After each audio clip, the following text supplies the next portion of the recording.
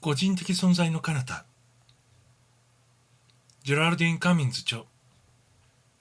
浅野和三郎訳並びに表釈。5. ソーラマン。自分は起遊後、ようやく第4回色彩会までの予定を続けたに過ぎないが、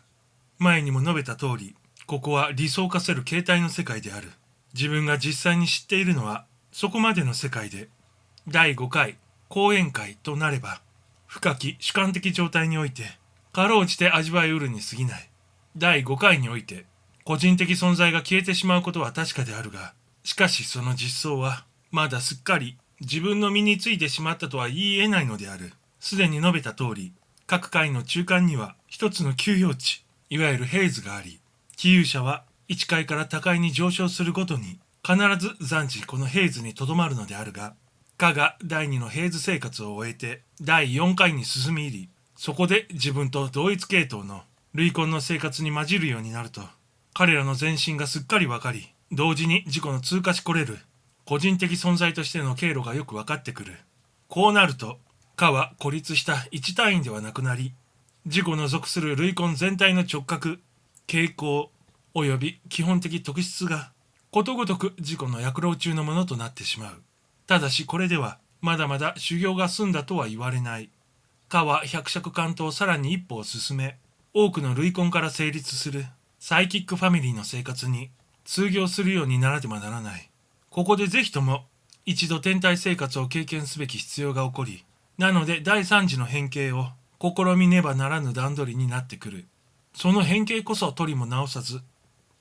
太陽系の意識の象徴たる光源体である。かはその姿で銀河の内部に存在する一つの構成の中にくぐり入ることになるのである。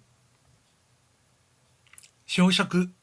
いかにも淡々たる叙述なので、うっかりこれを読めば、おそらくその中に含まれたる寛容な示唆をつかみ得ないことになるであろう。まず表題のソーラマン。これは我々日本民族にとりて無常の福音であらねばならぬ。先へ行けばわかるが、マイヤースのいわゆるソーラマンとは人間霊のことではなく、太陽系種族の自然霊、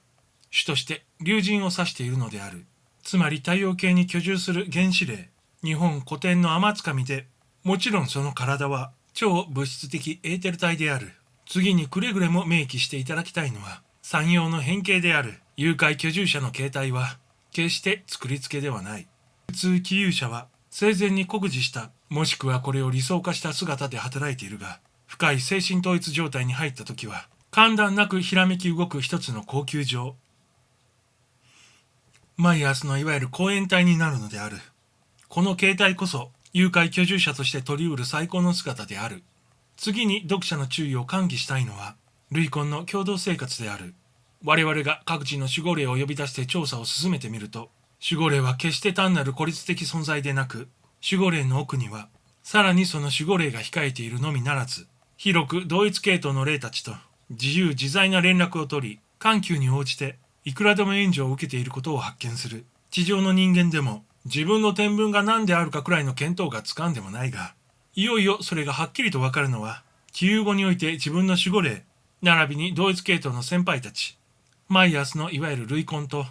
直接交通を開いてからであるらしい。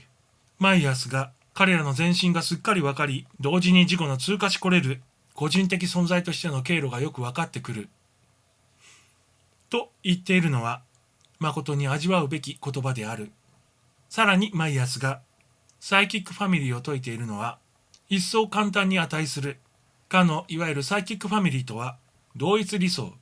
同一使命の達成に尽粋する類婚団のことであろうが、これは実に日本精神の真髄をつかんでいると言わねばならぬ。唯物思想に捉えられている人たちは、天孫民族をもって単に地上の日本民族のことと考えているが、これは実に悲壮の観察である。天孫民族とは、天孫ニニギの御事を中心として大使命の遂行にあたる有力なる自然霊界、並びにその機関たる地上の人類の総括体なのである。